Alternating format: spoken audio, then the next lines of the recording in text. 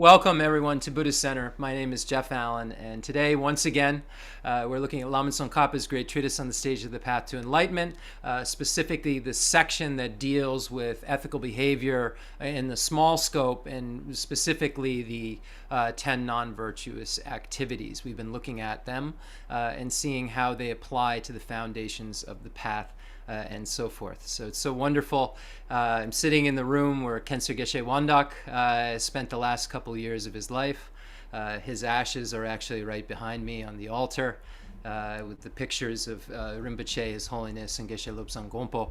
And I feel so fortunate to have spent so much time with these great masters and really tried my best within my capacity to understand the teachings and implement them into my life. So I hope that the little bit that I was able to do in relation to that can help you in some way, or I can share that with you and you can kind of apply that to what Rinpoche either taught you, or if you're brand new and never met Khyentse Geshe Wandak, really Khyentse Geshe Wandak really focused only on the teachings and giving teachings and applying the teachings. So when you hear the teachings that I'm giving, you can get a little bit of a glimpse of what Khyentse Geshe Wandak was like, because all of the words that I say really came directly from him, having been his translator for so many years. I don't really have much else to say than what he said to me, and what His Holiness the Dalai Lama is so kind to share. And now Geshe Umzila Geshe Aga and Geshe Venerable Geshe Dorje Damdula and Geshe Mala Tenzin Ladrin and you know, whatever other teachers I can meet with to be able to you know, clarify my mind. I wish to do that. So before we go any further, let's get into the position that we always do, which is an appropriate position for getting our minds clear. We find this in the great texts. We find Kamala Shila referencing it, and we find Master Asanga referencing it. We see it in the great treatise on the stage of the path to enlightenment, and the 6 preparations, etc., etc.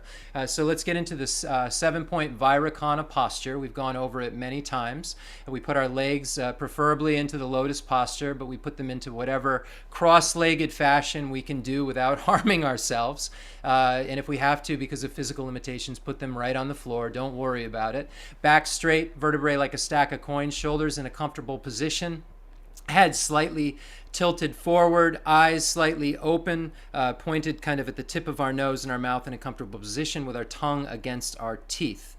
We're going to begin breathing through our nose and out of our nose only. We'll be, keeping the mouth in that comfortable position with the tongue on the roof. And if you have some congestion, we have to modify that. So the meditation posture shouldn't make your meditation impossible. So it should be a support for your eventual ability to sit for longer and longer periods of time when your mind has adapted to that, because of the familiarization and because of the time you've put in on calming your mind down and so forth. So, but to best case scenario, if you can, we're just going to be breathing in and out through the nose. So breathe in through your nose, bringing the breath all the way to the top, filling your lungs and your diaphragm.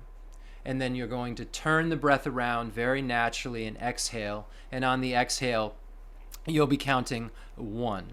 So you're going to do that, and as you go higher and higher, your numbers will go higher and higher. You're counting the breath. The reason we're doing this is to try to get our minds to kind of a more neutral state before we get started with the teaching, so that we can generate a good motivation. And that we can really hear the teachings well. Sometimes when we're listening, we're not really listening. We have the faults of the 3 pots that we've gone over many times. And if we can get our minds to a more realistic, neutral state that isn't so distracted and scattered and isn't kind of sleepy, that's really clear and focused, it'll help us to gain the wisdom arisen from hearing, so that then we can analyze the material in its totality, and we won't have missed any of it, and we won't have mixed any of it up with our own ideas. So it's really important that we get our minds to a place where we can focus on the teaching, and we can really set our motivations to be a Mahayana motivation. But first, we kind of have to bring our days down, bring the noise in our minds down. And a good way to do that is to focus on the breath. And then we're going to not only do that, but we're going to add the front generation image of Buddha Shakyamuni in the space in front of us, about a body prostration length away, beautiful, radiant, about the size of your thumb, about eye height. So we're going to focus only on the breathing in and out, and the counting, and the front generation form of Buddha Shakyamuni. So let's begin with that, and we'll set our motivation from there.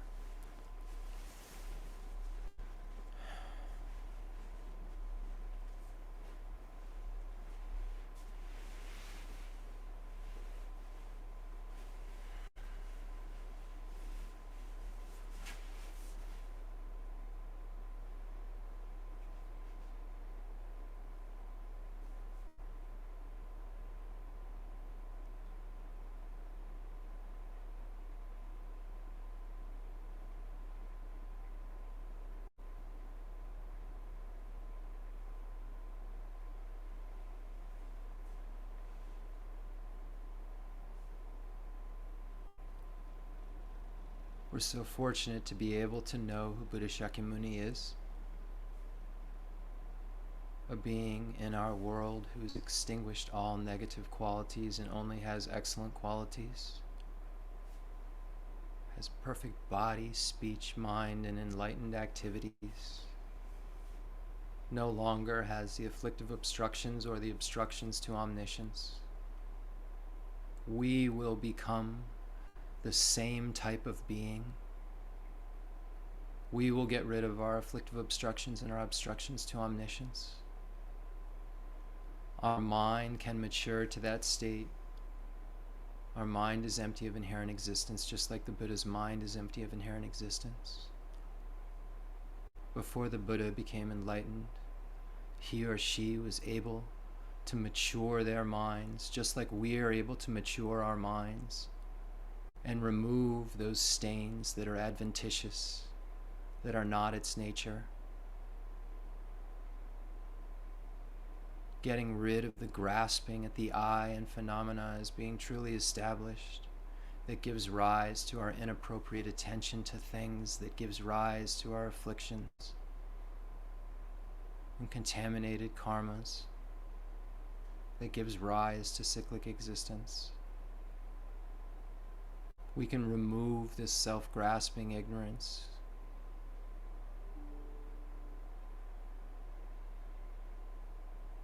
We're so fortunate that we have the teachings that are shared in common with beings of small capacity that show us how to be free from the lower realms of cyclic existence. We know that there are so many diverse options when we die. There are so many places that we can be reborn. And we have a pathway which will show us how to not have to be born into the worst of those states. If we rely on the Buddha, the Dharma, and the Sangha, if we go for refuge to those holy objects, those three jewels, and we engage in ethical behavior that abandon the 10 non-virtuous activities, and if we engage in non-virtue, we acknowledge our downfalls, we can be free from the lower realms of cyclic existence. We have to know those jewels that we go for refuge to thoroughly. We have to understand what the Buddha is that we go for refuge to, the Dharma is that we go for refuge to, and the Sangha is that we go for refuge to. We have to thoroughly understand what those 10 non-virtuous activities are that we have to abandon. We're so fortunate today to be learning about what those are and why we should abandon them. We're so fortunate that we're learning today what will cause us later to become Buddhas. We know what those non-virtues are, so we will know what we have to acknowledge when we acknowledge our downfalls and confess our negativities and apply the 4 opponent powers. We're so fortunate that we know what these words mean and we have a human basis from which we can engage in these practices. we were in the lower realms. Right now, we wouldn't have this opportunity, but right now, we have this chance. We don't know how long we'll have this chance, because death will come and nothing can stop it. We don't know when we're going to die, and then nothing can help us but Dharma. Our friends can't help us. Our material possessions can't help us. Our body can't help us. These are all facts. These are all things that we know and we've come to know. And by focusing on these things and by understanding these teachings that are shared in common with beings of small capacity, we can turn away interest for this life. And it's from this human basis that we can practice these things. We can really take the essence of this basis by practicing these things. We can take the essence of this basis by practicing the teachings shared in common with beings of medium capacity that show us how to achieve an abiding nirvana, how to achieve that foe destroyer state of a hearer, a solitary realizer, by understanding the Four Noble Truths so thoroughly, the truth of suffering, origin, cessation, and path, by applying the three highest higher trainings of ethics, concentration, and wisdom. We can remove the afflictive obstructions that bind us to cyclic existence, that are risen from that root affliction of the grasping at the I and phenomena as being truly established.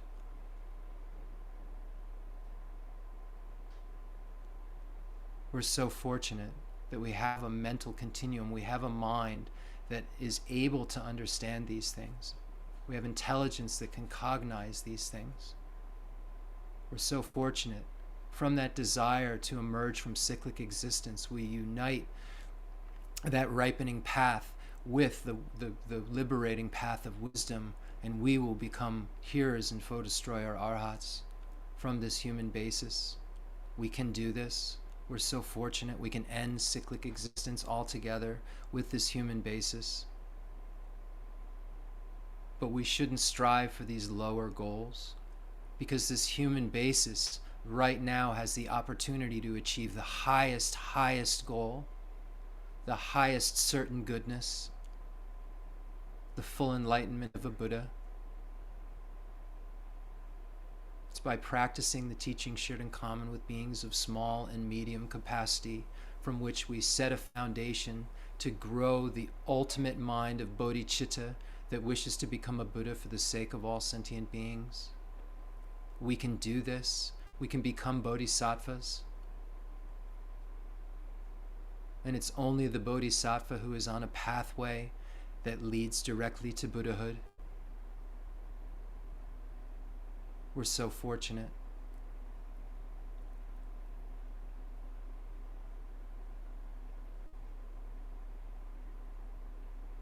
Now imagine that Buddha Shakyamuni in the space in front of you goes from the static position that you were imagining him in and explodes into the entire merit field. Imagine that you see all the holy gurus, Buddhas, and bodhisattvas in the space in front of you. See any of the kind lamas that you consider holy. Kensur Geshe Wandak, His Holiness the Dalai Lama, Geshe Lobsang Gompo, Demalocha Rinpoche, the previous Ken Rinpoche Genjatso, Geshe Dorje Damdula, Geshe Agala, Geshe Mala Tenzin Ladrin La, all the holy monks and nuns that you can think of. Imagining them all in the space in front of you.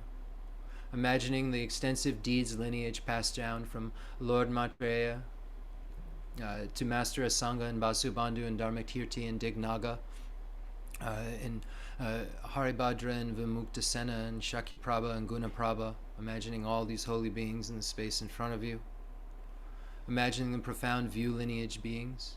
Imagining that beautiful lineage passed down from Buddha Shakyamuni to Manjushri and Nagarjuna and Buddha Palita and Aryadeva and Chandrakirti and Kamalashila and Shantideva and Baba Vega and Chandarashita.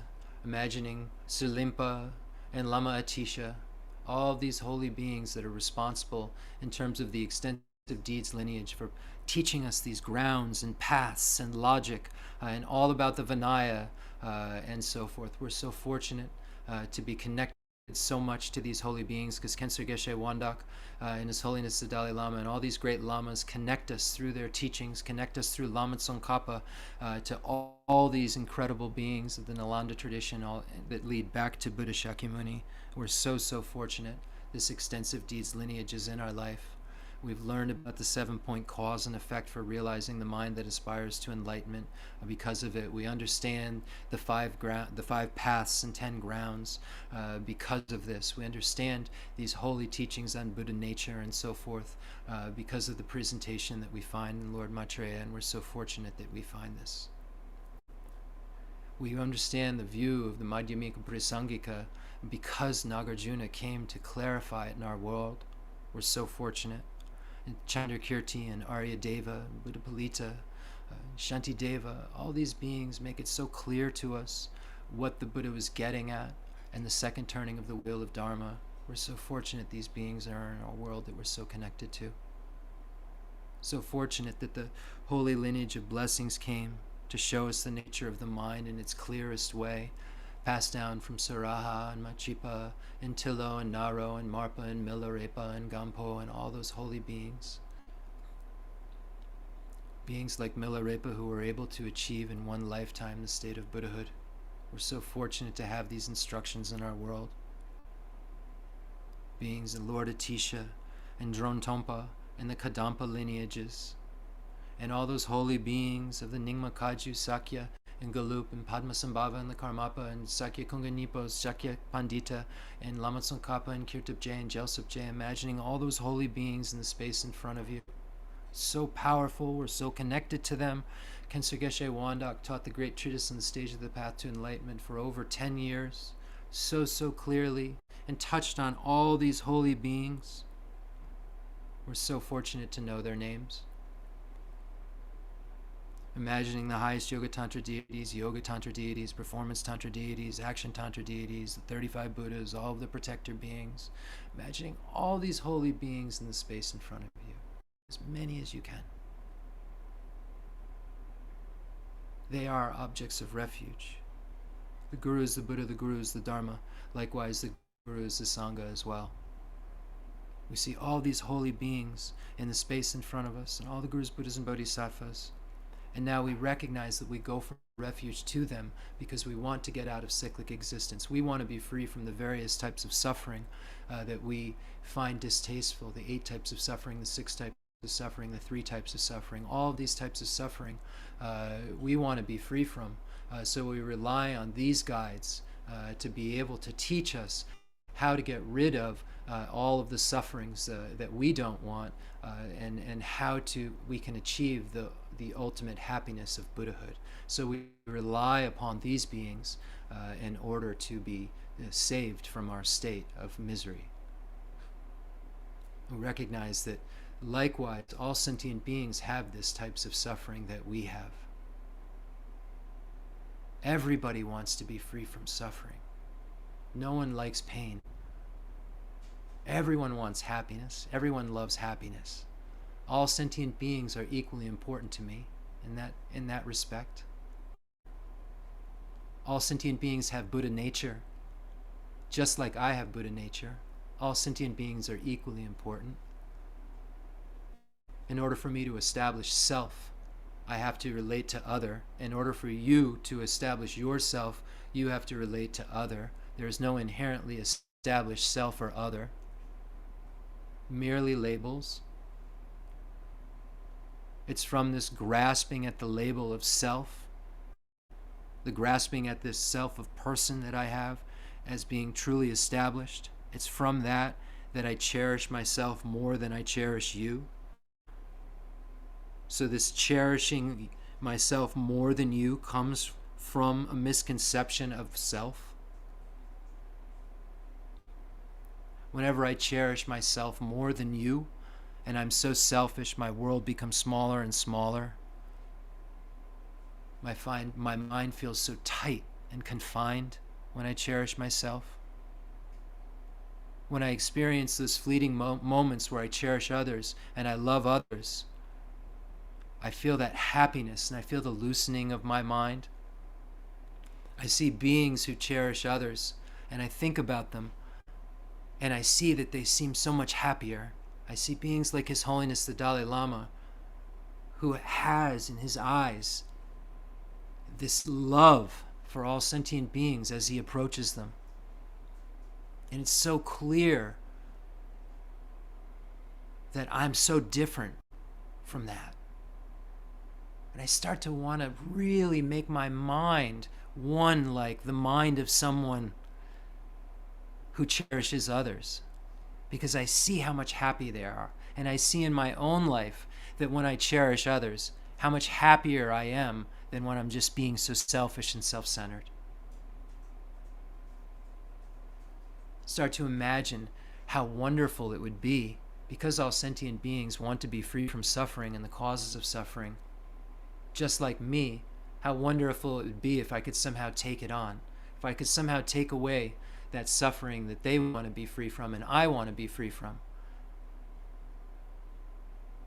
And how wonderful it would be if I could give them happiness, that happiness that I want and the causes of happiness that I want, if I could somehow give that to them. May they be free from suffering and the causes of suffering. May they have happiness and the causes of happiness. I'll take it upon myself the task of bringing them to a state where they have happiness and the causes of happiness and are free from suffering and the causes of suffering. May the Gurus, Buddhas, and Bodhisattvas please bless me to be able to take on this enormous task that I'm saying that I would like to take on. I recognize that putting others' needs before my own is really the key to my infinite happiness, and I can be completely fearless and dwell in the state of Buddhahood if I rely upon this mind that cherishes others. Recognizing the great kindness that all sentient beings show me, how interdependent I am with them, how everything that I have in my life took millions of beings for it to be here. When I look at the cup that I use, when I look at the screen that I look at, and I look at the book that is here, and the blanket that I use, and the food that I eat, and so forth, I think of the millions of sentient beings that are alive now and that aren't even alive anymore, that were required to bring all of these things into my world in order for me to be comfortable. I start to really meditate on this great kindness that all sentient beings show me, this dependence I have on them, just like the dependence I had on them when I had different relationships with them. Since beginningless time, I've had every single relationship with every sentient being. I've had very, very close relationships of dependence where I've been so vulnerable and I've needed them for everything. All sentient beings have been our mother. All sentient beings have been our father. All sentient beings have been our most cherished loved ones. I've been so vulnerable at times, and I've relied upon them so directly, every single sentient being. But I see in a broader sense how I rely upon every single sentient being right now because of the interdependence of everyone. And I say I must take on myself this task. Now I'm putting my foot down and saying I am going to be the one that brings all sentient beings to a state of happiness where they only have causes of happiness, and a state where there is freedom from suffering and there are no causes of suffering. And then I have to think to myself, am I in a position to do so? And the answer is no, I'm not in that position to do so. I myself am in cyclic existence. I have the afflictive obstructions. I have the obstructions to omniscience. I haven't realized the teachings shared in common with beings of small capacity. I haven't realized the teachings shared in common with beings of medium capacity. I haven't realized the teachings for beings of great capacity. So I'm not a reliable guide. I really can't bring all sentient beings to a state of complete fearlessness and infinite happiness, because I haven't gotten there. I haven't even really, in a sense, barely begun the journey to that place of reliability. How could I think that I'm that reliable guide now? Because I go for refuge to a reliable guide, to the Buddha, the Dharma, and the Sangha. I go for refuge to the reliable guide of the Buddha. So then I think to myself, if I want to take on myself the task of freeing all sentient beings from suffering and the causes of suffering and bringing them to infinite happiness and bliss, I must become a Buddha. I have no other choice. This is the conclusion my mind makes when we get to the end of the 7-point cause and effect for realizing the mind that aspires to enlightenment, passed down in the extensive deeds lineage from Lord Maitreya to Asanga, etc. Or when we realize that extraordinary attitude, that resolve in the equalizing and exchanging self with others practices, passed down in the profound view lineage from Manjushri to Nagarjuna, Buddhapalita and Shantideva, and so forth. So we see that wholehearted resolve, that extraordinary attitude that you get to, makes you conclude in both of these cases, because you've taken this journey and you've realized, cherishing others is more important than cherishing yourself, and you've realized this love and compassion, etc. You've now concluded that you must become a Buddha for the sake of all sentient beings. So now say in your minds, may I become a Buddha for the sake of all sentient beings.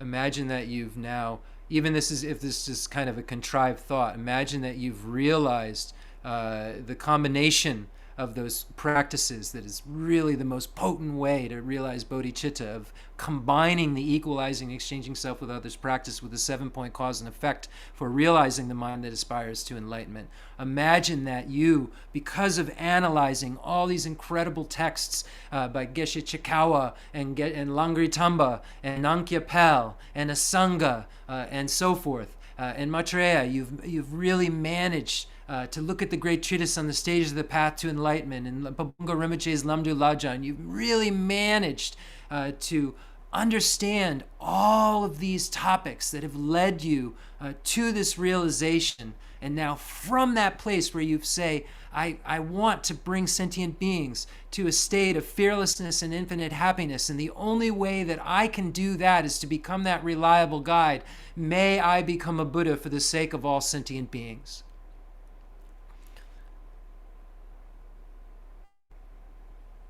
Now imagine from that resolve that you have, may you become a Buddha for the sake of all sentient beings, you start to do whatever you can for all sentient beings.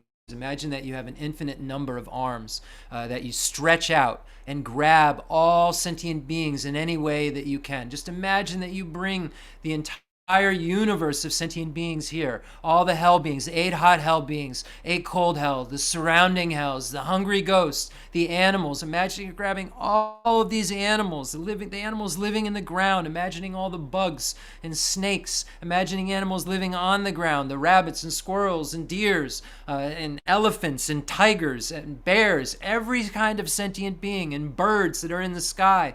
Imagine that you're bringing every kind of animal you can imagine here to this place. Imagine you're bringing every single kind of human being here, every human being here. We no longer have these labels that are so silly of friends, enemies, and neutrals. We have this one label of beings I will equally benefit. And imagine that we have all of the beings who are human that we would equally be willing to benefit here, and you leave out none. You have no bias whatsoever. Every single human being is led here. Every being. Imagine you're even whispering in the ears of the here solitary realizers, foe destroyer, that you haven't fulfilled all of your own needs, let alone all sentient beings' needs. You must practice the Mahayana path. And here we are today, engaging in a teaching that is the Mahayana teaching, a teaching that will lead to complete Buddhahood, that will lead to the abandonment of the afflictive obstructions and the obstructions to omniscience. So any sentient being that has any type of even stain of grasping or stain of self-cherishing attitude, you imagine you bring every one of those beings here. Imagine the demigods are all brought here, and the gods are all brought here, the gods of the desire realm and the form and formless realm, leaving out no sentient beings. Make your mind much bigger than you've ever imagined making it, with all the possibilities of the living beings in the universe, and imagine they're all brought here. Just for a moment, sit with that idea that you love all sentient beings so much, and you have so much compassion for all sentient beings, that you're doing the only thing that you know you can do, the only thing that will really help beings is to have them have the wisdom arisen from hearing, contemplation, analysis, and meditation. And you're bringing them here to be part of that process because you love them so much. Have compassion for them. Have so much compassion for them. You know that you can only become a Buddha by depending upon other sentient beings, by having love and compassion for other sentient beings. So them coming here is helping you to become a Buddha. You've led them here. This is part of your Dharma generosity. Rejoice in this, that you've led them all here, that you care so much.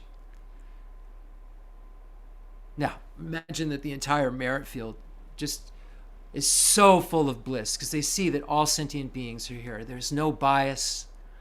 Everyone's doing exactly what it's going to take at their level to move forward, to move their minds forward.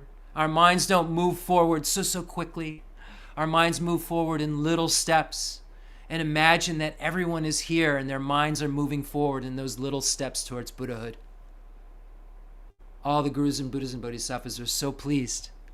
This is all they wish for us, to have happiness, the causes of happiness, be free from suffering and the causes of suffering. And here we are doing it. So now imagine from this bliss that there are white, blue, and white, red, and blue light rays and nectars that begin to kind of bubble from the merit field in the space in front of you. Imagine that you and all sentient beings have a white Om on your crown, signifying your body, a red Ah at your throat, signifying your speech, and a blue Hum at your heart, signifying your speech, your mind, rather.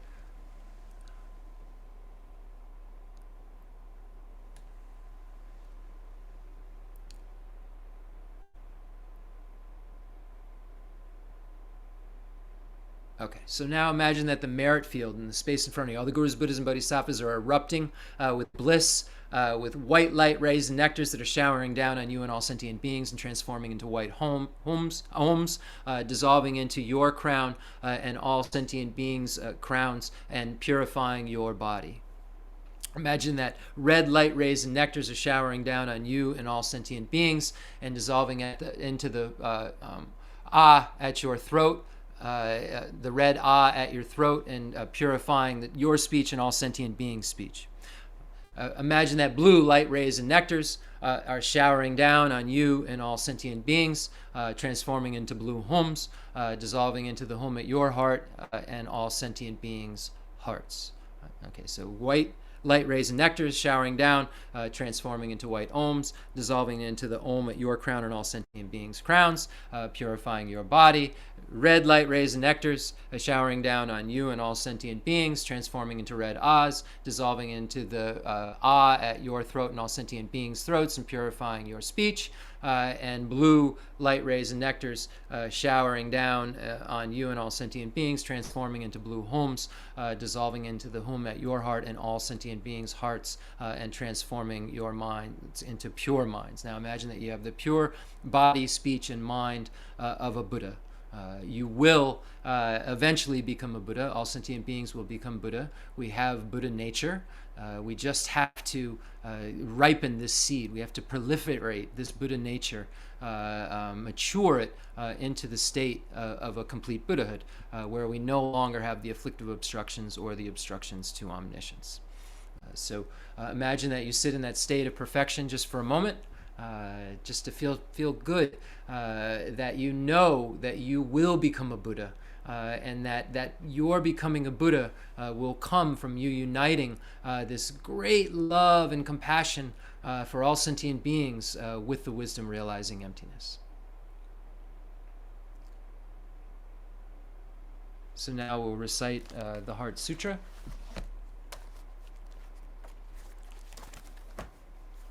I apologize, a little distracted in this new room, so some of it's throwing me off a little bit. Also, we have to plug in that camera because it's on low power when I was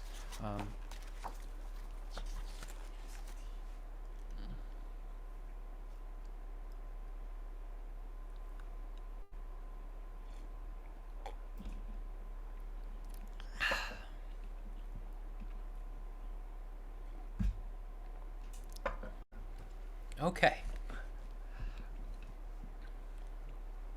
The Sutra of the Heart of Transcendent Knowledge. Thus have I heard, once the Blessed One was dwelling in Rajagriha at Vulture Peak Mountain, together with a great gathering of the Sangha of monks and a great gathering of the Sangha of bodhisattvas.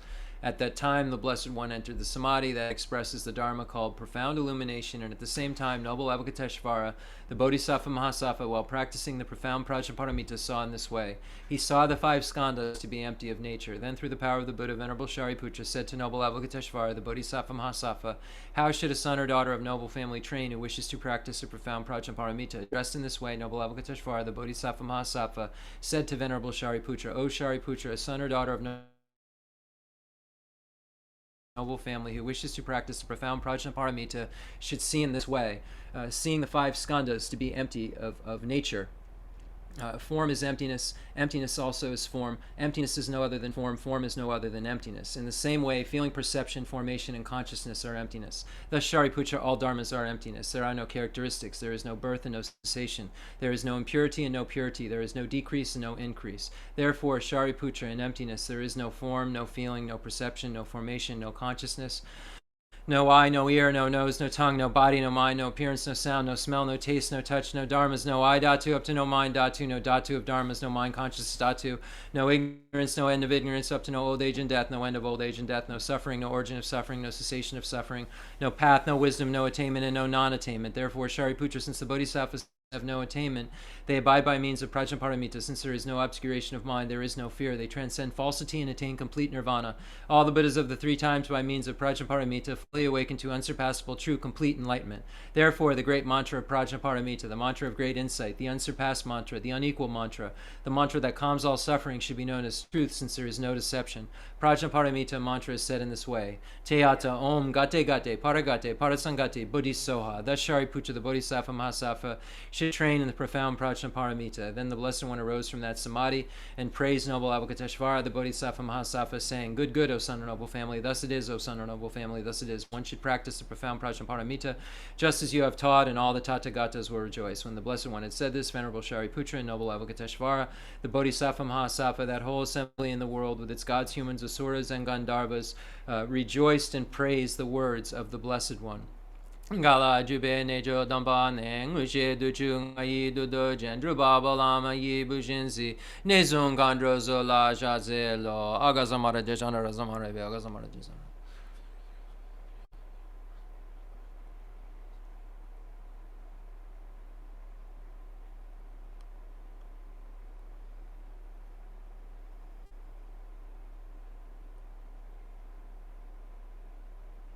Aga samara jashara razamara be dia da on gate gate paragate parasangate buddhiso baba gonja sunji kai demi doji shi lubo doji mibo doji shiwa doji dragi bachi metu bishi naji shirin korea soha kirin don jaji jeshi wada midun nebe janandra wada tumba jonjin bonzon jonjoji daji de jandan da de leshu.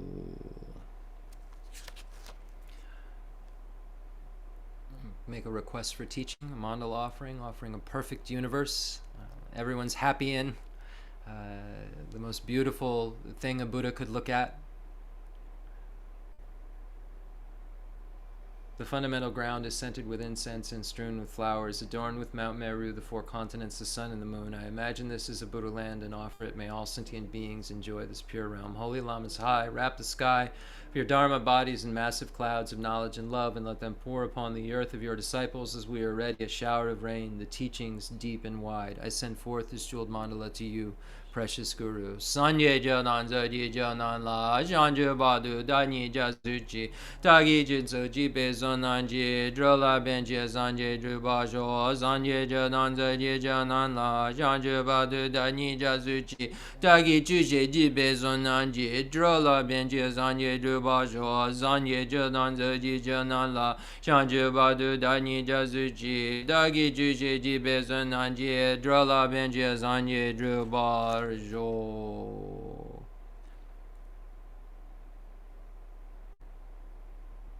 Enthused by great compassion, you taught the immaculate Dharma to dispel all perverted views. To you, the Buddha Gautama, I pay homage. If you are attached to this life, you are not a spiritual practitioner. If you are attached to samsara, you have no renunciation. If you are attached to your own self-interest, there is no bodhicitta. If there is grasping, you do not have the view. May this teaching be heard and understood in the language of all sentient beings. Okay. It's amazing how just a little bit of a difference of environment and stimulation can throw us off, and that's what's it's really important for us to be able to, recognize when these things happen in our minds, when our minds become distracted because of externality. Because in the time of death, there will be quite a bit of commotion and carrying on, and how stable, how steady can we keep our minds in the varying situations that we have in our life? When someone's yelling at us, we always use this example because this is when the I becomes very loud. When someone's yelling at Jeff knows exactly the self of person that's being identified when we talk about what is the self. How composed can I stay in circumstances like that? And of course, we're just practicing the path, and we're trying to get better and better and get our minds to be able to be less and less distracted and more able to focus. And we see in the great monasteries where they are debating and creating all sorts of distraction while they're, requiring the person they're trying to distract to give very concise and very clear answers. Because if you know what the answers are, and you really know them in your mind, and it's saturated your mind, there's, if someone's making all kinds of movement in, front of your face and asking you something that you know so clearly, what's the first letter of the alphabet, it's going to be pretty easy, no matter what they're doing, for you to be able to say A, because you have such a familiarity with that. And when you ingrain these teachings in your mind, no matter what's going on, it's as familiar as the A is the first part of the alphabet. So this is a goal we try to get to. This isn't me asking for someone to distract me during teachings and to move around a lot and stuff. That's not what I'm requesting. But it is a test, right? We have to look at, that's how we practice the Dharma. We aren't, perfect practitioners. So how do we practice the Dharma? We see how our mind is affected during circumstances in our life. We're always trying to look at our mind and our mind's reaction. So today I actually want to read a few things. So that's what we're going to do to start. I want to read, I had the seventh Dalai Lama's book. Maybe I just left it in there on the counter. But there's a meditation on impermanence in the seventh Dalai Lama's text that I really wanted to use today. I wanted to read that. I think that it's always good to be able to use some different sources and get different perspectives. And I thought that it was a really wonderful text. So if it's just on the table in there, it will be arriving shortly. But if it's not, there it is. Then I have some other options. Here we are. So this is the text I'm going to read out of.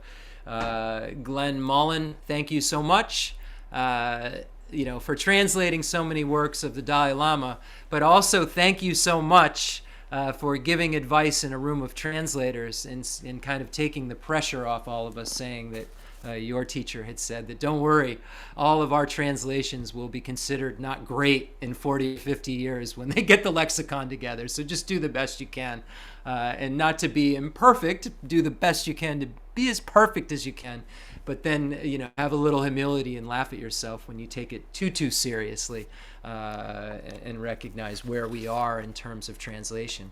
I was speaking with someone who's studying to be a translator now, studying with Craig Preston, and Craig Preston, who's a great translator and knows this stuff really well, was saying that they're just like the guinea pigs to this. We're all just kind of guinea pigs for this lexicon that's being produced. So anyway, this is called Meditation on the Ways of Impermanence. And I find this to be very beautiful. So I want to read this, and then I'll explain the next thing after I read this. So seventh Dalai Lama. And the seventh Dalai Lama is connected to the next reading in some way too. To the Lama, my refuge, my father, the recollection of whom dispels all sadness, I turn for spiritual practice. Bless my mind with your transforming powers, and that the thought of death may never evade me, and I may practice the holy Dharma perfectly. On the golden mountains, far in the distance, rings of mist hang like belts on the meadows. Now seemingly solid, they soon dissolve. My mind turns to thoughts of my death. In spring, the season of warmth and growth, the stalks of the crops were turquoise green. Now autumn's end, the fields lie naked and parched. My mind turns to the thoughts of my death. On each branch of the leaves in my garden hang clusters of fruit, smelling and ripe. In the end, not one piece will remain. My mind turns to the thoughts of my death. From behind the peaks of the Mount Potala, the sun rose like an umbrella in the sky. Now it is gone, fallen behind the western ranges. My mind turns to the thoughts of my death. They die old, they die young, day upon day. I am asked to throw their souls to a pure land, or to prophesy their conditions of rebirth. My mind turns to the thoughts of my death. Gray clouds cover the sky, obscuring it. The first drops of rain are about to fall, to be scattered everywhere by the dark, red wind. My mind turns to the thoughts of my death. In the belly of the vast plague below me, the campfires of visiting traders glow like stars, but tomorrow they depart, leaving only refuse. My mind turns to the thoughts of my death. Warm summer days, the earth thronging with life. The minds of the people are lost in gaiety. But soon the cold winter will crash. My mind turns to the thoughts of my death. High above, turquoise dragons roared in harmony. Around me, cuckoo birds chattered sweetly. But times have changed. Where are they now? My mind turns to the thoughts of my death. The Dharma, the precious teachings of the awakened one, is a medicine supreme, curing all the mind's ills. These days, many saints of old look down from pure lands. My mind turns to the thoughts of my death. Hard is it to leave the mother who has carried us, and hard to part from relatives and friends. Yet the years pass, our links with them corrode. My mind turns to the thoughts of my death. A young man with teeth for the future, with plans for months and years ahead, died, leaving behind scant traces. Where is he now? Passed away. My mind turns to the thoughts of my death. Buddha attained the glorious immortal Vajra body.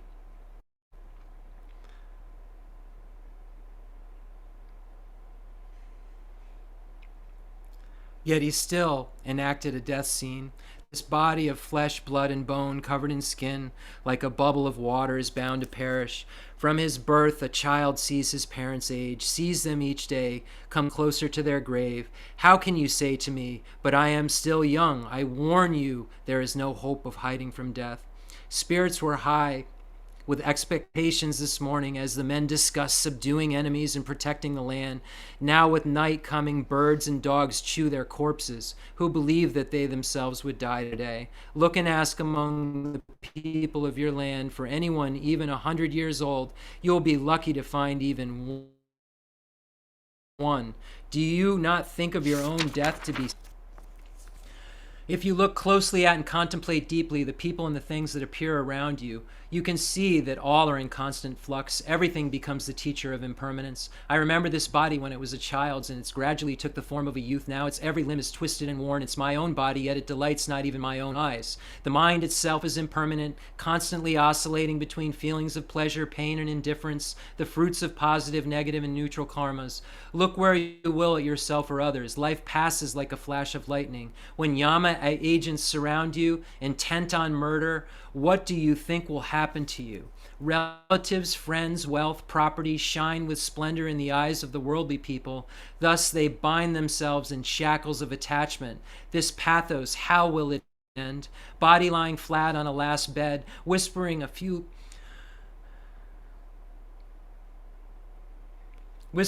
last words, mind watching a final memory glide past.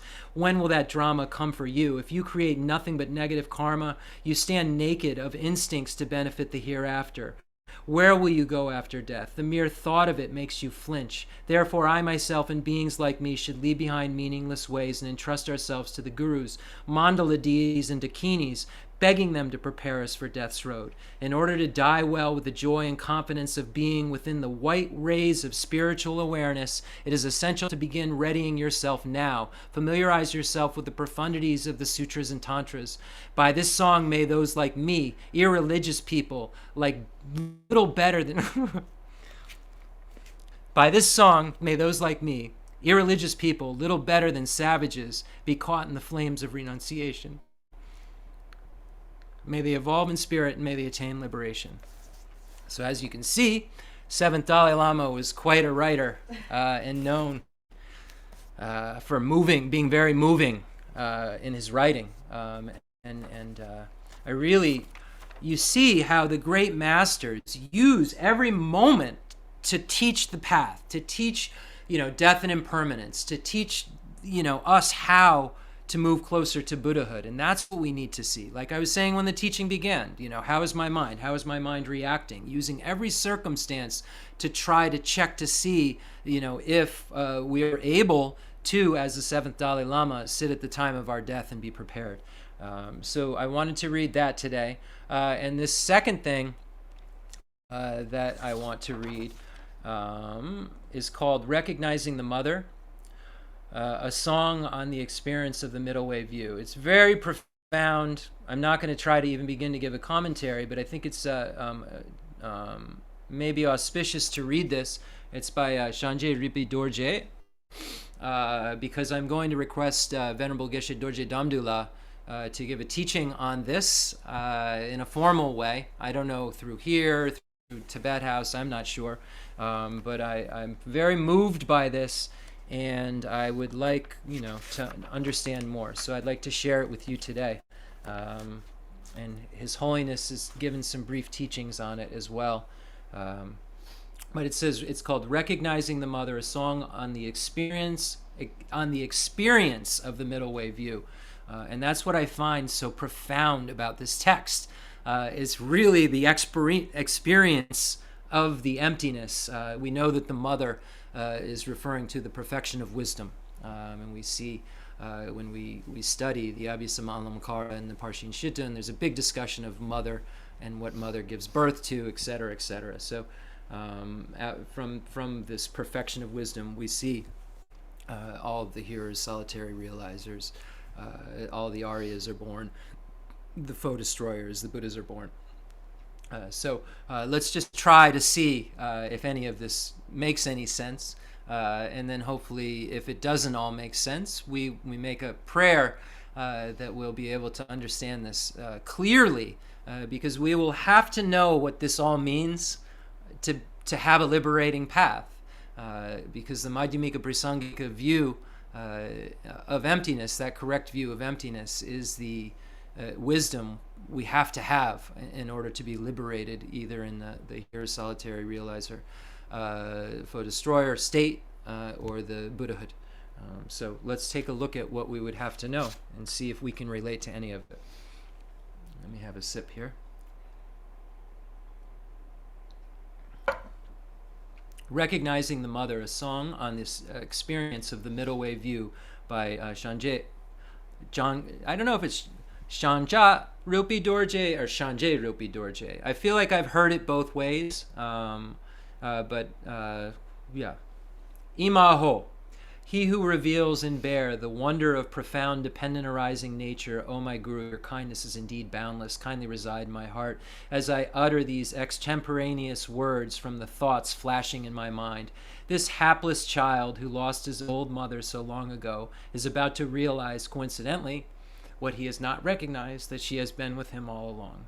She is perhaps the one that is and is not, as told to me quietly by my brother, the dependent arising. The diverse subject-object duality is my mother's benign smile. This cycle of birth and death, her deceptive words. Oh, my undeceiving mother, you have betrayed me. So I hope to be saved by my mother, the dependent arising. Yet it is ultimately through your kindness alone, O Mother, that I can hope to be freed. If subject-object duality is as they seem to be, then not even the Buddhas of all the three times can save us. But this diversity of changes is in reality my unchanging mother's expression. Hence there is indeed a way out. Things not established objectively is the inexpressible mother. Mutual dependency is the play of deception. Just merely this is how we should understand. Not finding the father when sought is in fact finding the mother. And the father is found on the mother's lap, and this is how the kind parents save me their child, I am told. It seems that my brother's mirror reflects the ungrasped face of my mother, which is neither one or multiple, yet a hapless one like me has no idea of it. Based on the instructions sent through wind by Nagarjuna and Chandrakirti, which Mandragushtagarbha has sent a bird to pass on to us, averts the hardship of a long and tiring search. Hence I hope to see the accompanying old mother. There seem to be amongst today's scholars those who, being caught in the web of terms, thoroughly withstanding true existence, etc., seek only something with horns to be negated, while leaving intact the solid appearance. But on my mother's unveiled face, such vivid duality is not found, I believe. Through excessive discussion of the mark, my old mother is likely to run away. Things exist, though not in this mode, of chaos and contradictions, for the inseparable bond of our loving parents seems to be of harmony and tenderness. Vaibhashika, Sautrantika, Vijnanandin, and the three Eastern masters, though label this mother with names so divergent, limestone-like white elephant, marked with beaming tiger stripes in form of physical matter, a foolish lunatic monkey, an intrinsic subject, a ferocious bear, the inherency devoid of duality, yet they all lost the old mother.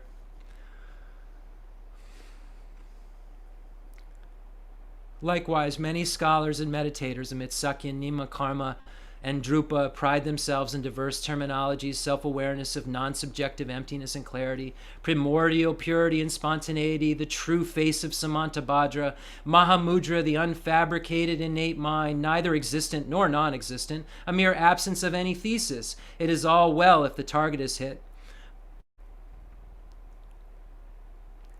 But I wonder what you are all pointing at.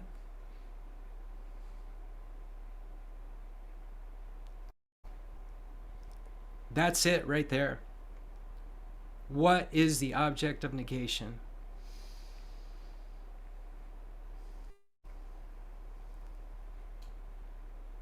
As external matter is not dismantled, Vaibhashika's worry not and be pleased.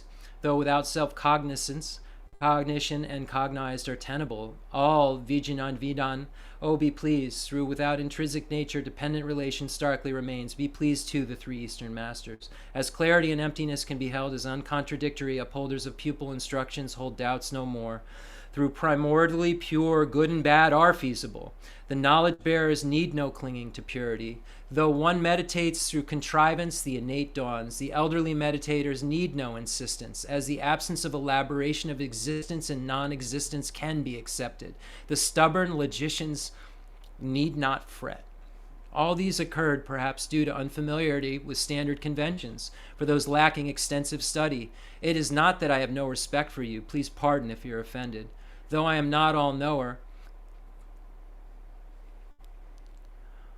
Though I am not an all-knower, yet have expertise in the ways of riding the well-bred horse of my ancestors' works. Through an enduring, persistent exertion, I hope to get over this impossible cliff. No search is required for the seeker it is. Never grasp as true, for it is false. Yet this falsity should be not be dispelled, for it is real, well-deserved as the respite, the freedom from the extreme of externalism and nihilism. Though lacking the coveted experience of directly seeing the mother, I feel as though I am seeing right in front of me the kind parents lost for so long. Great indeed is the kindness of Nagarjuna and his disciples. Great indeed is the kindness of Venerable Losandrapa. Great indeed is my Guru's kindness. In return, I revere the mother.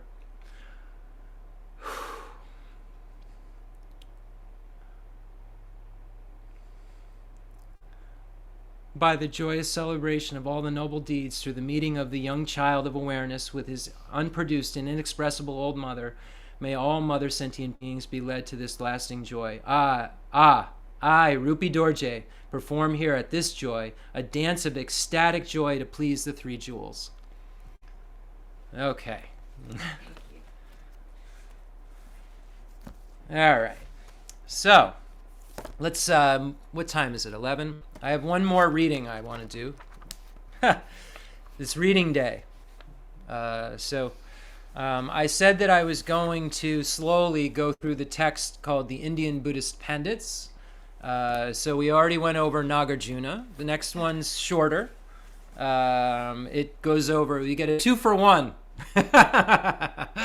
We get to learn about Ashvaghosha, Chandragoman, and we get to learn about Aryadeva. So we know Ashvaghosha wrote the 50 verses on Guru devotion and other texts, and we know also Aryadeva wrote the 400 verses. So let's learn a little bit about their history. Okay, so there's a legend that relates the two of these beings together. Rinpoche told this story actually many times. When I was looking at this, I remembered him telling it. So let's tell it. According to popular legend, Aryadeva was, I'm sure I can, and this is just going to be a biography, so I promise I'll hold it together. According to popular legend, Aryadeva was miraculously born from a lotus flower in a garden of the king of Shringala, who brought him up as his own son. Eventually, Aryadeva became a disciple of the Acharya Nagarjuna. It is said that he was anxious to defeat Dudar Sakala, the non-Buddhist, in debate while Nagarjuna was still alive. So let's look at the footnote, just because I don't know what that means. Let's look at it. It says a non-Buddhist school, what I said. So it's good though. I wanted to see if there was more detail than just a non-Buddhist school. So he wanted to be able to, dispel a perverted view. So we say, enthused by great compassion, you taught the immaculate Dharma to dispel all perverted views. Perverted views are any views that aren't in the middle way. Any extreme of nihilism or permanence is a perverted view. So this is what Aryadeva wanted to do. He wanted to dispel some perverted view. That was his goal. In Chandrakirti's commentary to Aryadeva's 400 verses on Madhyamika, it is claimed that Aryadeva was an actual son of the king of Singla. According to tradition, he was made regent, but having deeper faith in monastic life than in politics, he renounced the regency and took first novice vows and then full ordination from the abbot Himadeva. Shortly after, he went to India in order to study the full range of the Tripitaka and also to go on pilgrimage to the great temples and stupas. In his travels, he met with Acharya Nagarjuna, who was on his way to Sri Parvata.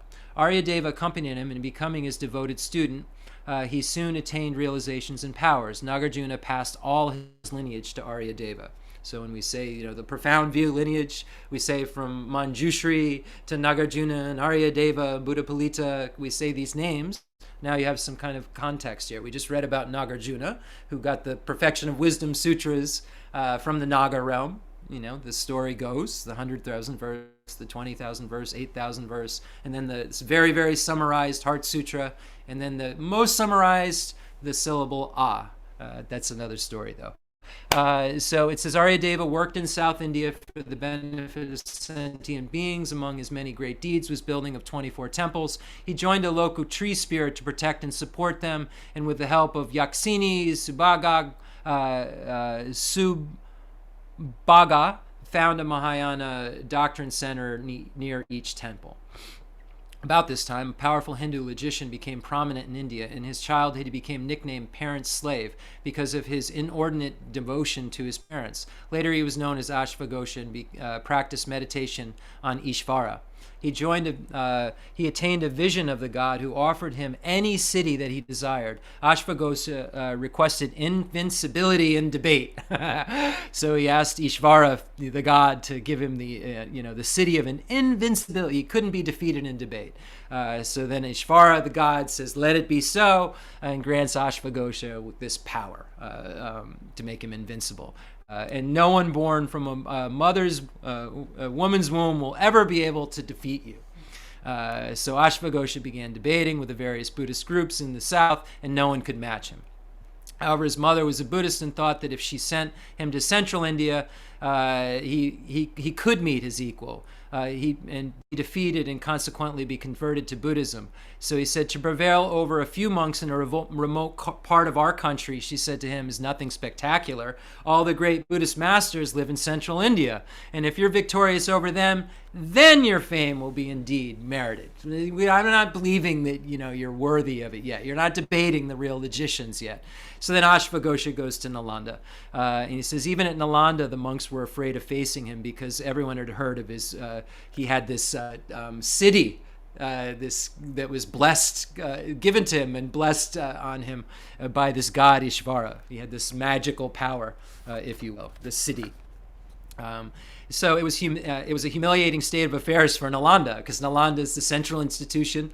All these scholars, are debating non-Buddhist traditions and claiming the Madhyamika view is the supreme final view, and people are afraid to debate and be humiliated. And it was humiliating for the monastery itself. So every day Ashvaghosha enters the Mahdi and approached each monk individually, and finally, as his last resort, they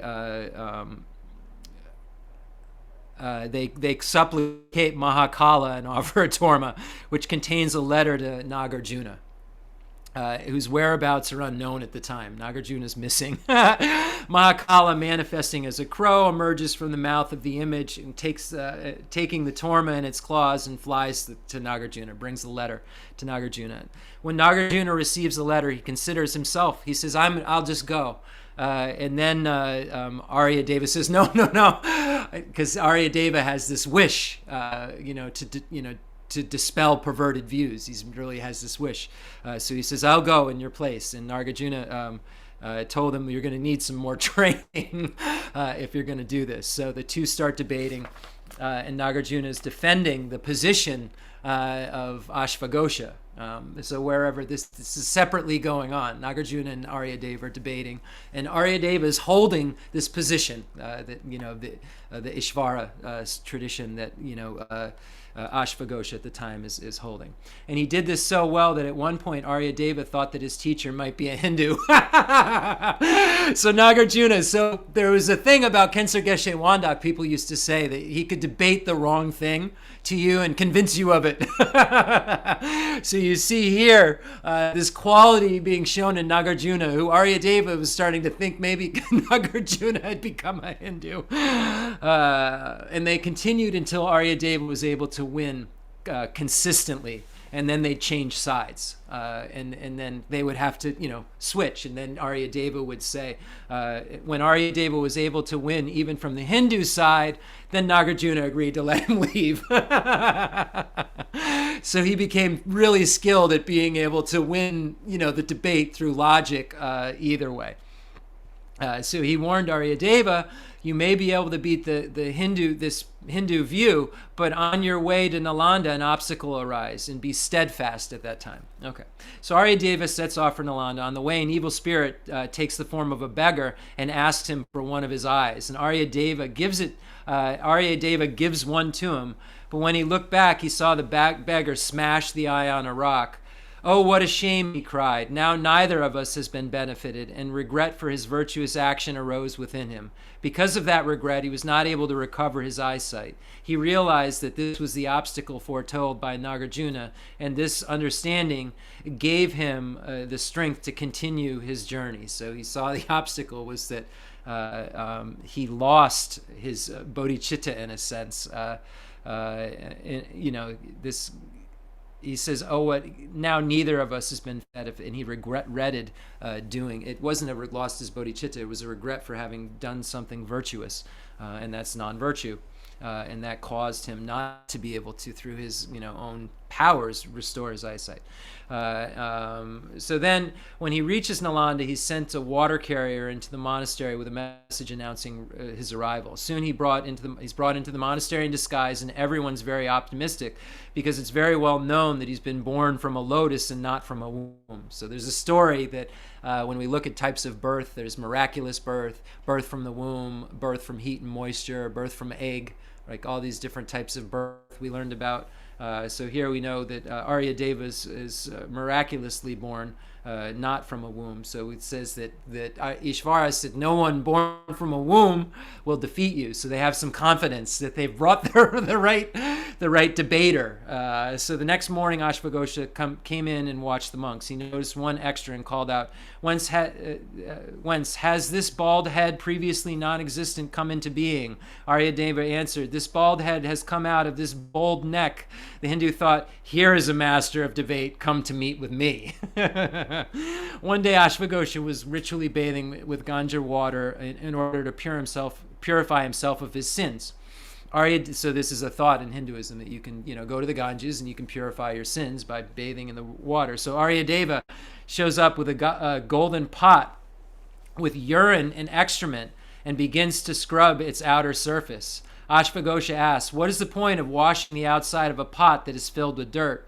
Aryadeva replied, well, your sins are inside your mind, so how do you think you can purify them by washing your body with Ganges water? The Hindu had no answer. On the other occasion, Ashvaghosha stood in a doorway, one leg inside the house and the other outside. Am I coming in or going out, he asked. That depends on your motivation, was the answer. Once Ashvaghosha held a bird in his hand and asked, am I going to kill this bird or not? That depends on your compassion, said Aryadeva. A few days later, Ashvaghosha was performing a sacred offering for his deceased parents and relatives when Aryadeva appeared with a bundle of dry kusha grass and proceeded to sprinkle it with water. Ashvaghosha asked him what he was doing. There is a withered tree on Mount Sri Parvati I am sprinkling water for.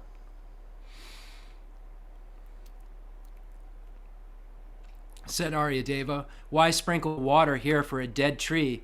On Sri Parvati, inquired Ashvaghosha. Aryadeva retorted, since your ancestors and relatives died long ago and have gone far away, why do you now bother to make offerings for them? Ashvaghosha was silent.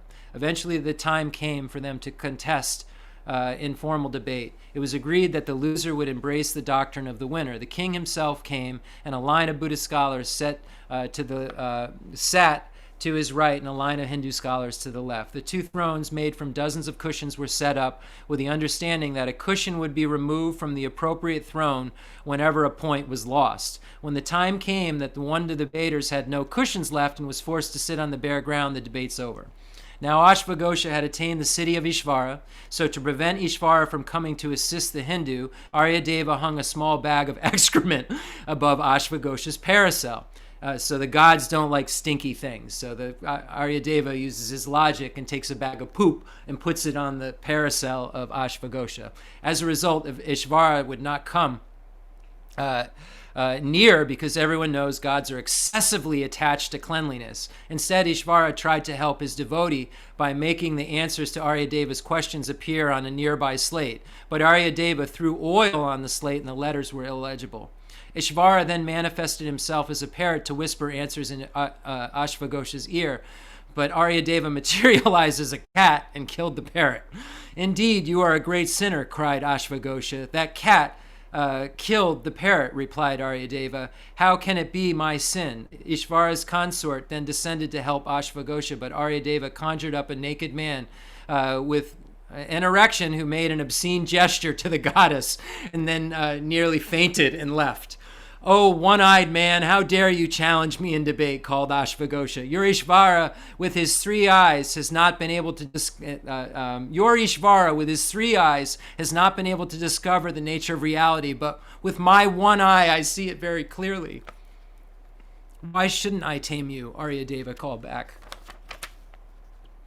Then the debate began. By the time the debaters came to the subtle points, the king and the majority of the scholars present could no longer follow. But Ashvaghosha, knowing he had lost the debate, flew into the sky to escape. Aryadeva flew in pursuit, and soon they approached the limits of the universe, which is known as the sword energy zone. Aryadeva called to him, you cannot pass beyond this point, and if you try, you shall die immediately. immediately. If you do not believe me, throw over a lock of your hair. Ashvaghosha did so, and the hair was instantly dissolved by the sword energy. Unable to go any further, the Hindu was captured by Aryadeva, brought back to earth, and locked up in a temple containing nothing but Buddhist scriptures. Eventually, out of sheer boredom, he was forced to read some of these. One day, a particular page raised itself up in front of him. He read it and was startled to discover that it contained a prophecy about a great Hindu logician with the same name as his own, who would eventually be defeated himself and would thereby become a famous Buddhist master. Ashvaghosha embraced Buddhism and later composed dozens of texts. Many of these are preserved in the Tibetan Tanjur, so at the Chenrezig Tibetan Buddhist Center, we know we have the Kangjur, the pronouncements of the Lord Buddha, and the Tengjur, the authentic Indian commentaries. And the Tanjur, it's saying right here that Ashvaghosha's texts are contained within the Tenjur. And it says many of these are preserved in the Tibetan Tanjur, and several, such as his Acts of the Buddha and 500 Praises, are studied extensively even today. He became renowned as Acharya Vira, and in the end died by willingly giving his body to his starving tiger. Okay, so a little reading for the day. It's so wonderful that we have these texts that we can read about these holy masters and have some kind of connection even more to them. So we're looking at Lama Tsongkhapa's great treatise on the stage of the path to enlightenment, and specifically the section on the varieties of karma. And we know that if we don't know what we're supposed to abstain from, we won't be able to abstain from it. And so when we become very clear on what karma is, how we accumulate karma, how we purify karma, etc., then we have a shot. If we don't know what we're supposed to abstain from, and we don't know really how to purify it if we don't abstain from it, then we don't have a shot. So when we look at the four opponent powers, the power of basis, regret, commitment, antidote, and commitment, we see that we have to formulate this power of regret. So this is regretting something that you've done that you wished you hadn't done. So it's important that we use these texts as our inventory, in a sense.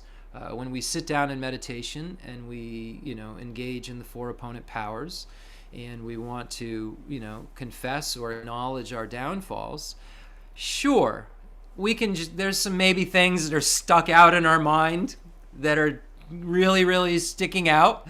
We say, oh, I regret having done this, and I go for refuge and generate bodhicitta, and I regret having done this in the presence of all the gurus, buddhas, and bodhisattvas, and etc. And I make some sort of antidote in my life as an opponent, and then I make a commitment not to do it again. But if we can use the 10 non-virtues as kind of a guideline for us to do an inventory with, we can use the 18 root and 46 secondary bodhisattva vows, if we have those, as a guideline to take our inventory with, or the root and secondary tantric vows, if we have those, as a guideline to take our inventory with, and some of the points made, aspirational points made in texts such as Shantideva's Guide to the Bodhisattva's Way of Life.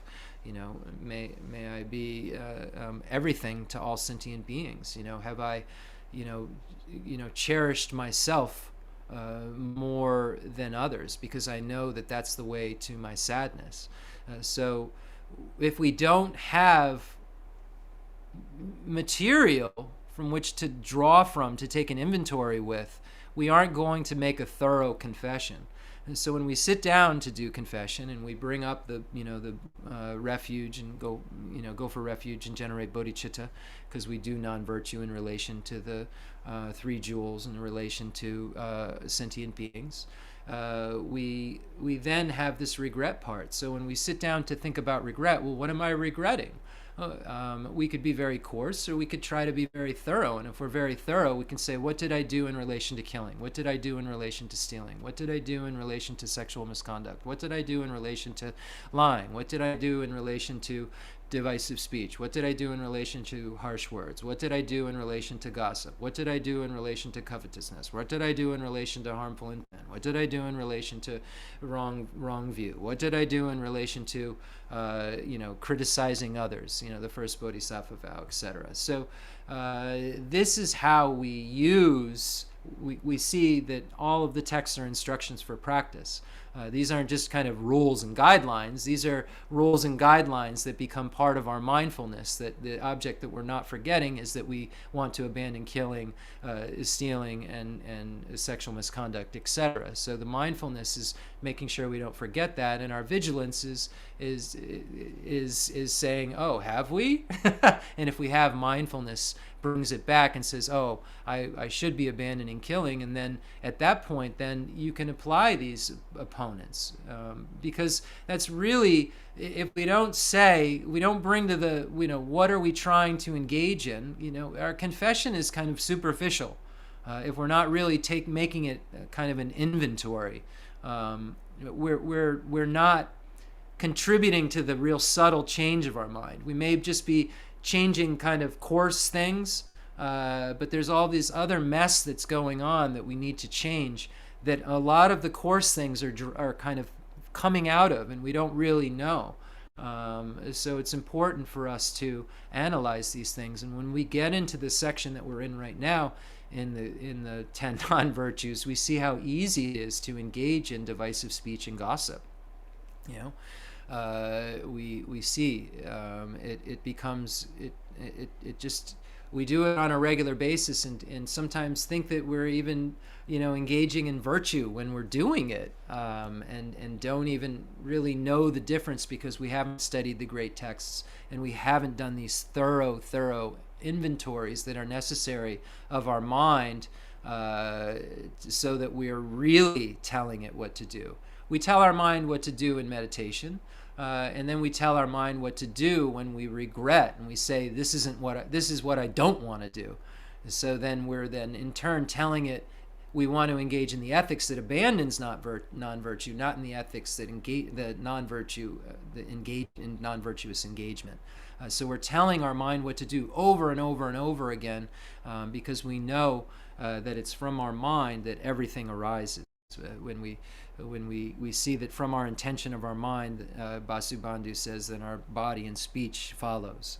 And if we want to then become a Buddha, we have to then purify the root, and that is, it's all coming from our mind.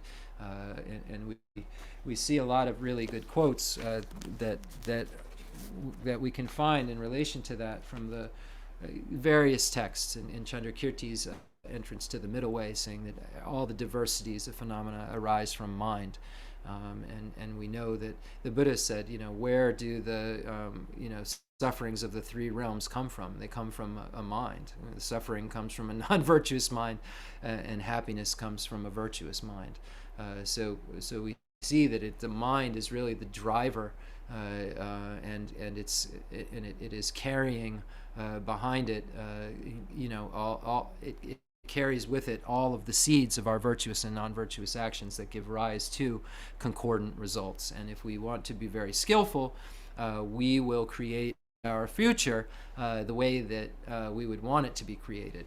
We won't create a future of misery and suffering. We'll try to create a future that has some sort of lasting happiness, and eventually only happiness.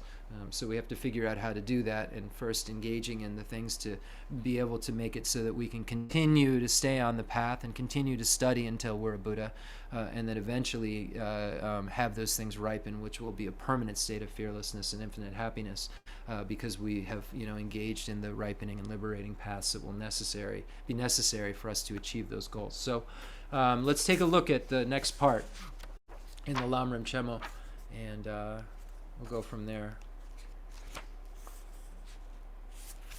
I was here. Oh, I see what I did. Okay, so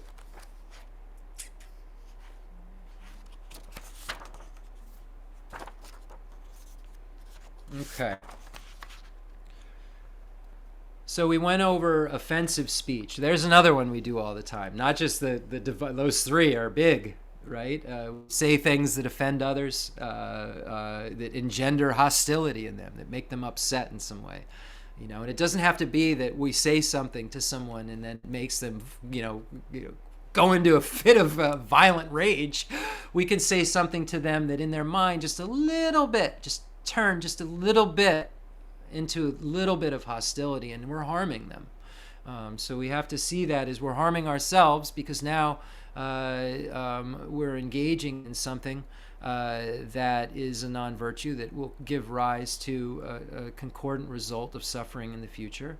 And we're harming them in the sense that now their mind is disturbed, and we've made a pledge that we're going to help all sentient beings. And it's laughable if we're then giving them the medicine, giving them the poison to make them have to suffer in the future by giving them something that's going to make them angry. And we know in Shantideva's Guide to the Bodhisattva's Way of Life, we see that anger is the biggest source of negativity that occurs, and how horrible it is. And now we're doing something specifically that's going to give rise to what will cause them the greatest suffering in the future. That will give rise to this attitude will probably cause them to do an action which will cause them to have the greatest amount of suffering in the future.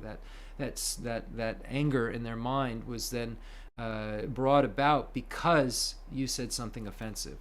So you played such a big role in it. And obviously their karma has somebody saying something offensive, so their karma, they're not they're not a non-participant, but we have to analyze everything that we do and look at it in this greater sense. The basis of speech is about a topic that is not meaningful. Of the three aspects. Okay, so I'm sorry.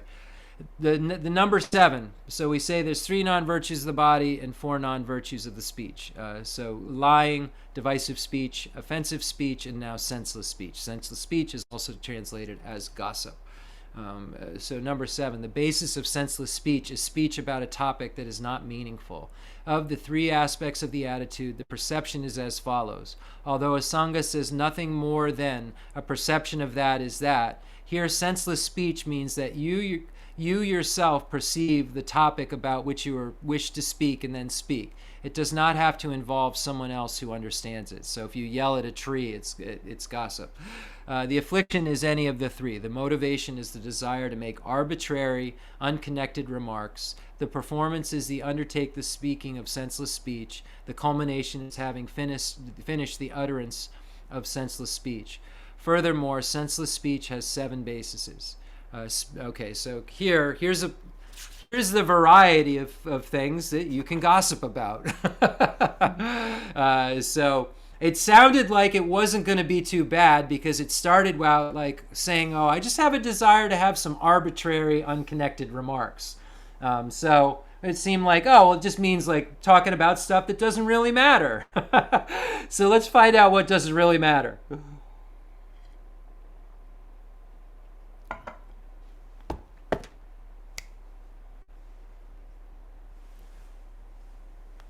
Okay, let's talk about what doesn't really matter.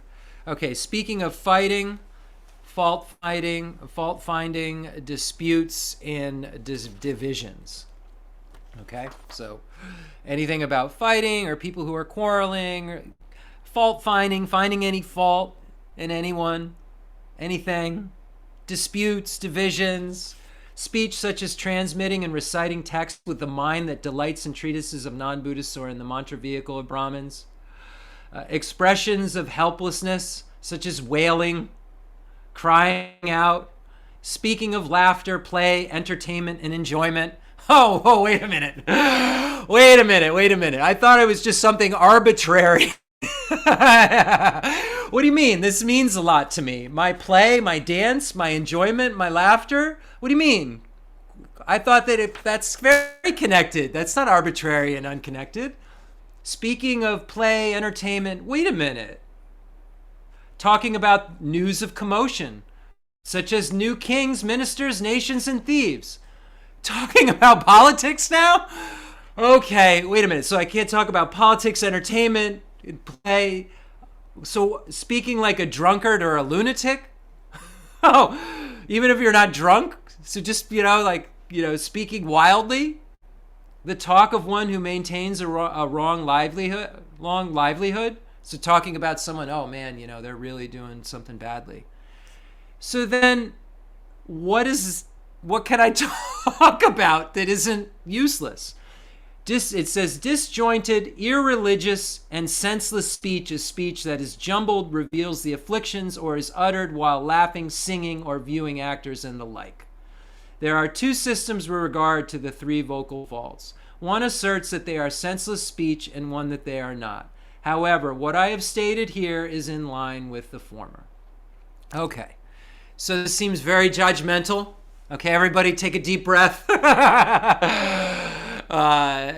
Of course, we have to look at what the point of the Dharma is. If you're attached to this life, you're not a spiritual practitioner. If you're attached to future lives or attached to samsara, you have no renunciation. The point of the first turning of the wheel of Dharma was to achieve a liberation, to achieve an abiding nirvana. If we're looking at it in the historical sense and being very accurate, first turning of the wheel of Dharma really spoke the Four Noble Truths and was speaking about this achievement of this abiding nirvana. Of course, the Four Noble Truths apply to all of the vehicles, but we're talking about this achievement of at least an abiding nirvana. So this is throwing out cyclic existence altogether. So what could you talk about that would help you throw away cyclic existence? We know that the only thing that gets us out of cyclic existence, the only things that get us out of cyclic existence are the two things, the ripening paths and the liberating paths. Really, it's the liberating path that cuts through to cyclic existence, but the ripening path acts as a kind of an accompanier that allows that renunciation, allows that being to then, with that accompanier of renunciation, that wisdom allows that being to achieve an abiding nirvana. So really, when we look at the first turning of the wheel of Dharma, anything that isn't going to produce that is a waste of time. Anything that's going to produce more samsara and not nirvana is a waste of time, is a waste of speech. Because you could be talking about or listening to something that will cut the root of cyclic existence and allow you to achieve an abiding nirvana. So it's really that simple. It's really not judgmental. It's just as simple as, are you happy with the suffering of change or not? Because the suffering of change is the happiness within cyclic existence, the contaminated existence. So if you want to have samsara, then this conversation isn't really for you at the level at the first turning of the wheel of Dharma. Because the Buddha was speaking of getting out of cyclic existence, getting rid of the origin of suffering, the origin of suffering being the grasping at the I and phenomena as being truly established. So at the ultimate level, when we're talking about being so refined and so pure with our speech, it's because we're trying to only, in our lives, once we have renunciation, day and night, get out of cyclic existence. And once you have renunciation, as Lama Tsongkhapa says, that's all you're trying to do, is seek transcendent liberation. So why would you talk about anything but that which would bring about liberation? It's that simple. And then when we look at it in the Mahayana perspective, you're seeking complete Buddhahood. You're not only trying to get rid of the afflictive obstructions, but also the obstructions to omniscience. So if that's the case, if that's the only thing day and night now you want to do is become a Buddha, because day and night you wanted to be liberated, and now and then you saw that was kind of limiting, even for you, because you'd still have obstructions to omniscience, and limiting for everyone because you wouldn't be their reliable guide. When you day and night want to become a Buddha for the sake of all sentient beings, you would day and night not talk about anything or listen to anything that would be the cause for something else. So that's really what it boils down to. And of course, can you sing and, dance and make an offering? Yeah, there's offering dance. If you're playing music, can you make it an offering? Yes, Rinpoche said, if you're playing music, you can make it an offering. But we need to be very careful with these kind of disclaimers and check our own minds and see if we're just trying to be as distracted as possible, or if we're trying to be as focused on cutting the root of cyclic existence as possible. And if we're making offerings, we're focusing on ripening paths, because these are necessary. Offerings and prostration, all these things, these ripening paths, renunciation, bodhicitta, these things, conventional bodhicitta, all of these things are really, really necessary. But is that what we're really doing? Or are we just trying to be distracted? And it's okay. We are not bodhisattvas. We don't have renunciation. But it's something we're striving for. So if we don't know what the goal is, once again, how will we know how to get there? So if the goal is renunciation, then the goal is to talk less and less about things that won't cause us to get out of cyclic existence. It's just so clear. So we try to become more and more ethically pure to the point where we're completely pure. So it's so clear when we look at these things and we use logic to analyze them. It isn't like a rule book that we have to follow because the Buddha's big on rules. There's a real purpose to each one of these things. And we see how when we're gossiping, we're harming others, because then they're hearing something that isn't a liberating or a ripening path. So now we're harming others. It was like, is it the cause of harm, or what is it? When we look at ethics in the six perfections, abstaining from harming sentient beings, or the sources of harm of sentient beings. So when we're gossiping, we're harming. When we're divisive speech, we're making people biased, we're harming. So we really look at each and every single one of these ethical behaviors that the Buddha presented and see what the reasoning is behind it. Don't just take it for a rule, like it's a law, like the set of laws the Buddha set up, and I'm a Buddhist, so this is the law I follow, and I don't really like it, but I'm going to try and do it and grin and bear it. These are liberating, ways of acting. Because if you start to invest in infinite happiness and fearlessness, you're not investing in the suffering of change, the bait of cyclic existence. So do you want to invest in suffering, or do you want to invest in the causes of no suffering? That's the question. The causes of happiness. Or do you want to invest in the causes of suffering?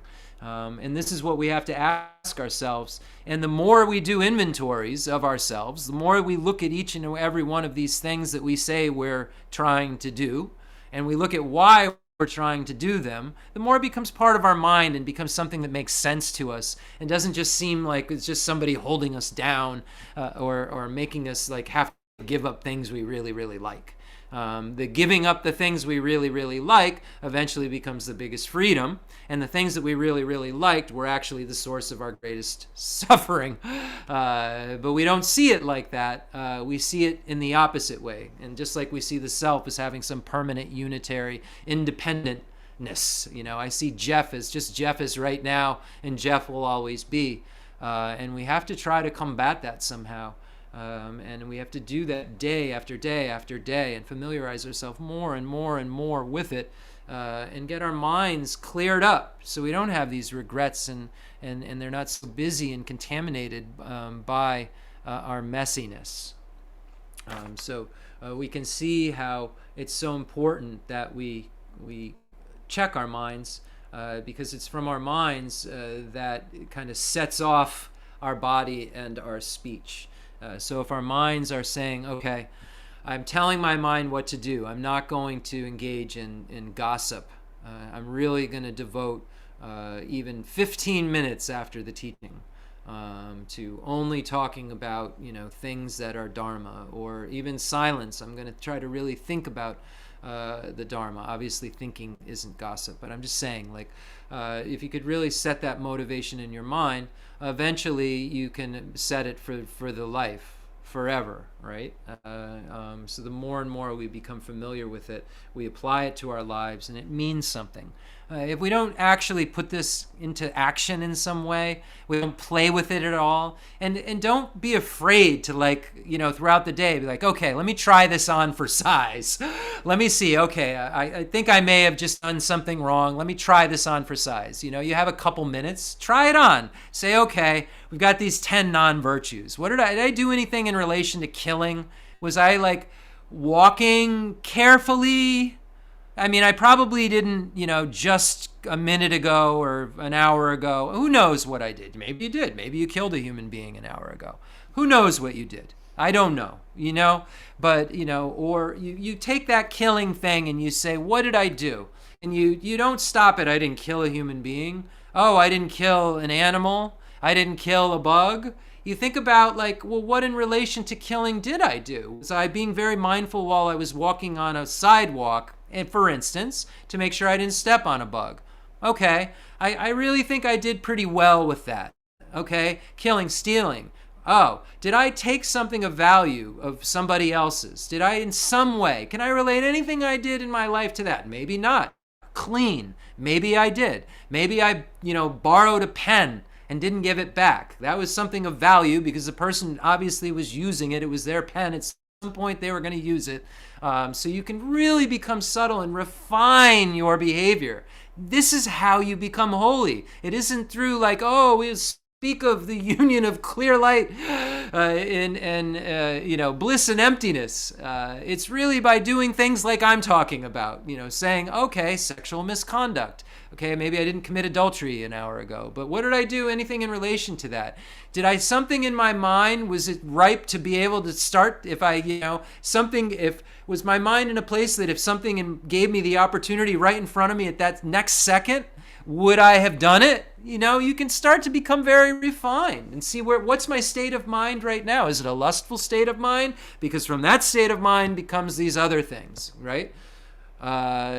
So that's how we take an inventory and we look at these things. Just try it on for size at any point in the day. Carry around the Bodhisattva vows and just say, look, give them a read through. Say, what did I do in relation to those things? Did I do anything that would cause me in the future to not have fearlessness and not have infinite happiness? Did I, what did I do? What are my actions going to give rise to? Because we know that what those deeds will bring to me follow always close behind, as certain as my shadow, as Lama Tsongkhapa says. And in the Dharmapada, the Buddha says exactly the same thing. He says our virtuous deeds follow always close behind, like the cart of an ox, and that our non-virtuous deeds virtuous deeds follow like the shadow, and our non-virtuous deeds follow like the cart of the ox.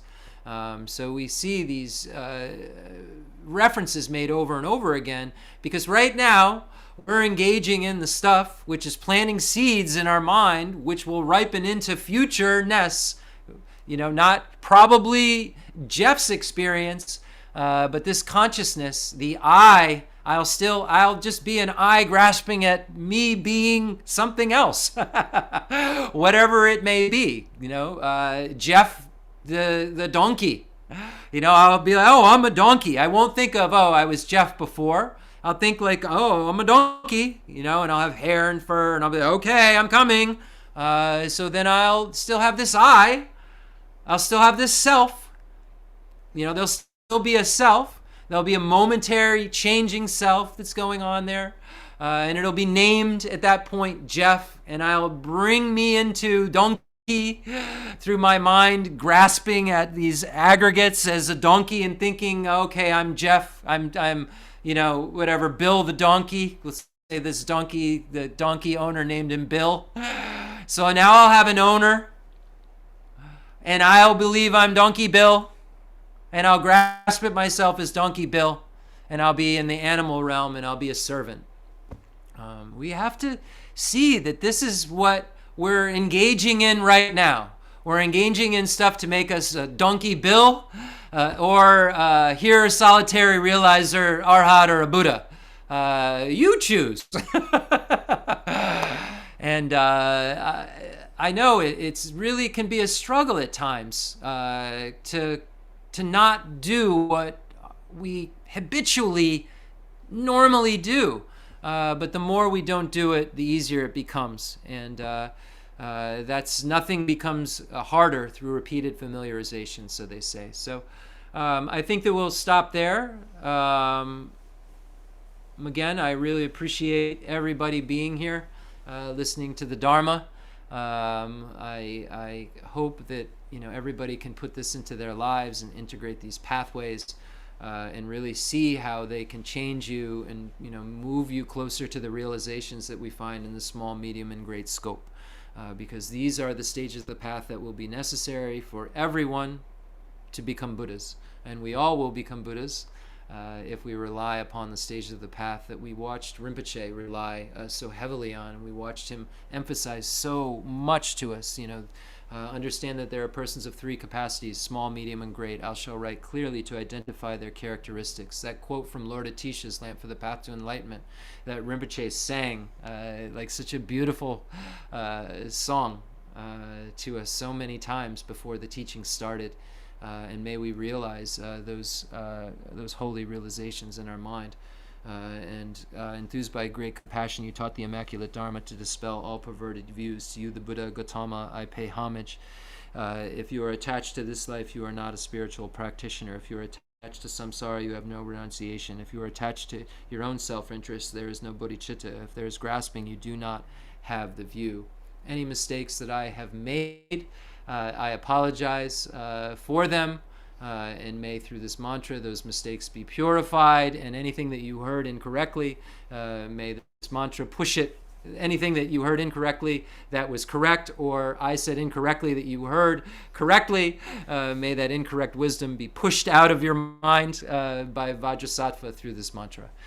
So Om Benzo Sato Samaya Manupalaya Benzo Sato Sena Bajista Didameva Sutagaya Meva Subakaya Meva Anuradameva Savasiti Brachasava Kama Sutra me Kitam Chian Kuruhum Ha ha ha Bhagavan Sava Tatakata Benzama Maimonko Benzabava Maha Samaya Sapa Ahom Ve.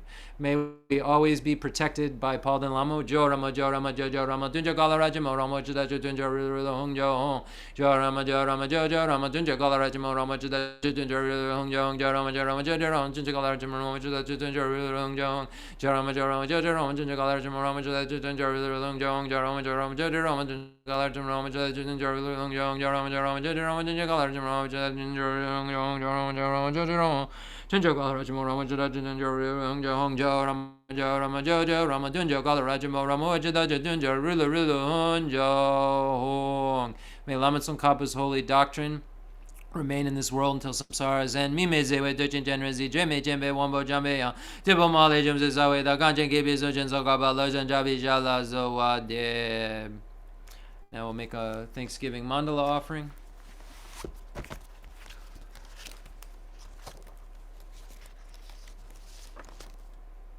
The fundamental ground is scented with incense and strewn with flowers, adorned with Mount Meru, the four continents, the sun, and the moon. I imagine this is a Buddha land and offer it. May all sentient beings enjoy this pure realm.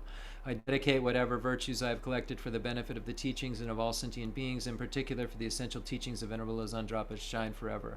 I send forth this jeweled mandala to you, precious Guru. I dedicate all this virtue to emulate the knowledge of the hero Manjushri, and likewise Samantabhadra as well. With whatever dedication is praised as supreme by all the conquerors who traverse the 3 times, I also dedicate all my roots of virtue for the sake of auspicious deeds. In that pure land surrounded by snowy mountains, you are the source of all benefit and happiness, all-powerful Avalokiteshvara Tendon Jatso. May you stay until samsara's end.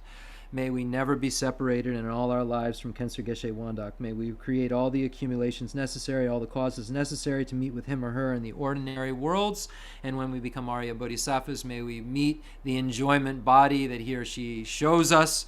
And then when we become Buddhas, may we help him or her lead all sentient beings to a state of perfection, to Buddhahood. Thank you so much, everyone. I appreciate all of you. We'll see you next time. Oh, okay. Hold on one second. Let me